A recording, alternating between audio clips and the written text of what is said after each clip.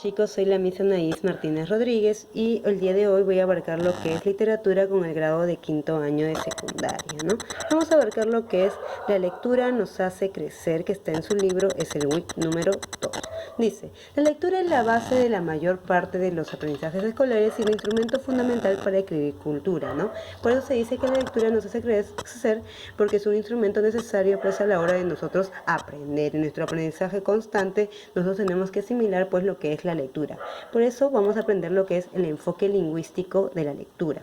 En el enfoque lingüístico, recuerde que el enfoque lingüístico viene del lenguaje, o mejor dicho, de la comunicación lingüística, que tiene que ver con la palabra. En este caso, como estamos hablando de una lectura, vamos a hablar de la palabra escrita. ¿Y cómo es ese enfoque lingüístico de la lectura? Primero que nada tenemos al emisor. Si estamos hablando de un texto, ¿quién sería el emisor? En este caso sería el autor del texto, ¿verdad? En este caso sería el autor del texto. ¿El mensaje cuál sería? Sería, pues, en este caso, el texto o la obra literaria que estemos diciendo, la información que nos estén dando.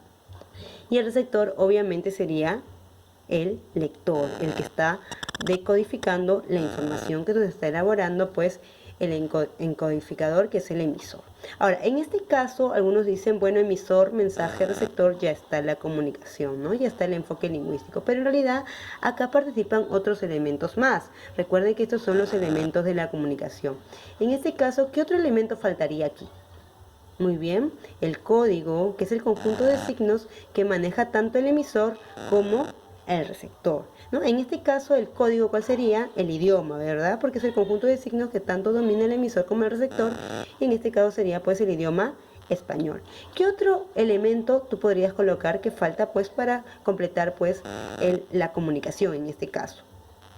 Sería, pues, obviamente el canal, ¿verdad? Que es el soporte físico por el cual se va a transmitir el mensaje. En este caso sería, si estamos hablando de un texto, en este caso el soporte físico sería el papel, muy bien, ¿no? O la obra literaria en sí.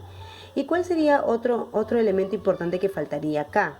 Sería, pues, el contexto, porque es la situación comunicativa en la cual se va a estar abordando el texto. Muy bien, entonces tenemos que tener claro que el enfoque lingüístico abarca lo que es el emisor, los elementos, el emisor, el mensaje, el receptor, que estos tres es lo que está abordando tu libro, pero recuerden que hay más, que es el código, el canal y el contexto. Muy bien. Ahora, el texto y la jerarquización de ideas. En este caso, al hablar de ideas, estamos hablando de la información que nos va a proporcionar el texto. Cuando hablamos de las ideas de primer orden, estamos hablando, pues, del tema y de la idea principal. ¿Por qué son ideas de primer orden? Porque son las más importantes. Sí, son las más importantes. Hay que recordar que el tema es de lo que nos va a hablar el texto, ¿no? Es de lo que trata el asunto que va a tratar, pues, el autor en su texto. Y la idea principal es, pues, la idea más importante que el autor nos quiere decir, pues, justamente del tema, ¿no? En este caso, hay que recordar que el tema se formula en una frase nominal y la oración, en cambio, y la idea principal, en cambio, está en una oración. Oración. Por ende, si hablo de frase nominal con respecto al tema, estoy hablando de ¿qué? De simplemente una frase en la cual no va a haber, o mejor dicho, va a carecer de ¿qué? De verbo, ¿verdad? ¿Y su núcleo cuál va a ser? Un sustantivo. En cambio, en la oración, que es la idea principal, sí va a haber un verbo, justamente tiene que haber un verbo conjugado. Y obviamente esa oración, que es la idea principal, tiene que afirmar o negar algo justamente del texto o del tema, ¿no? En las ideas de segundo orden vamos a tener lo que es, pues, a las ideas secundarias. Recuerden que las ideas secundarias van a, pues, a complementar o ampliar la información que nos quiere decir la idea principal. Entonces, las ideas secundarias son importantes porque van a complementar o, pues, a ampliar las ideas que nos quieran decir en las ideas principales, ¿no? Recuerda que la idea principal es una, en este caso, dependiendo del texto, que puede estar formada por un párrafo, dos. Dependiendo del texto, puede haber una idea principal global y puede haber ideas principales dependiendo de cada párrafo, ¿no? Pero en este caso, cuando hablamos de textos, por lo general, los exámenes de admisión te preguntan una idea principal global. Creo que todos sabemos que las preguntas más frecuentes en examen de admisión son las ideas de primer orden, tanto el tema como las ideas principales. principales. Las ideas de segundo orden también se preguntan, pero ya con menor pues énfasis. ¿Por qué te las enseñamos igual? Si no preguntan, ¿para qué me enseñan?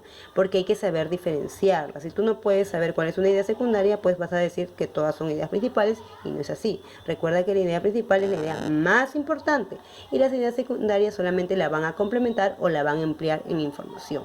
¿Ya?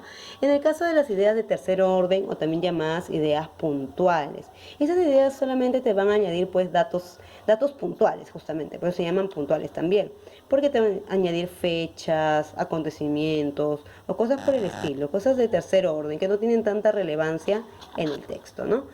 Pero que sí ayudan pues a entender la situación comunicativa que te da el texto, porque te va a dar una fecha exacta, un lugar exacto, un acontecimiento exacto, entonces eso te va a ayudar pues a centrarte en el texto. Otro dato importante que tenemos acá en tu libro es los mapas conceptuales. ¿Por qué la importancia de los mapas conceptuales? Porque los mapas conceptuales son las herramientas que permite, que dice, organizar y jerarquizar la información, ¿no? Justamente su autor, Joseph Novak, él nos habla que justamente en esa jerarquía, en esa organización de información, uno asimila más la información porque van a tener pues justamente acá palabras o proposiciones que te van a ayudar pues a despertar la imaginación o el concepto o los conocimientos previos que tú ya tienes de la información, porque recuerda que vas a unir tus conocimientos previos con la información que ya tienes, y eso va a lograr, creo que se dice, un aprendizaje significativo. En el caso de los mapas conceptuales, hay que recordar que usa, pues en este caso, lo que son figuras geométricas como cuadros, círculos, triángulos, entonces todo eso. Por lo general la mayoría de personas utiliza lo que son cuadros, ¿no? O lo que son pues otra herramienta, otra figura literaria, pero la más usada en sí son los cuadros, ¿no? Que uno utiliza. No son tanto las nubecitas, porque la mayoría de chicos usan nubecitas para hacerlo más bonito, pero en realidad los mapas conceptuales se caracterizan justamente por tener figuras geométricas, ¿ya?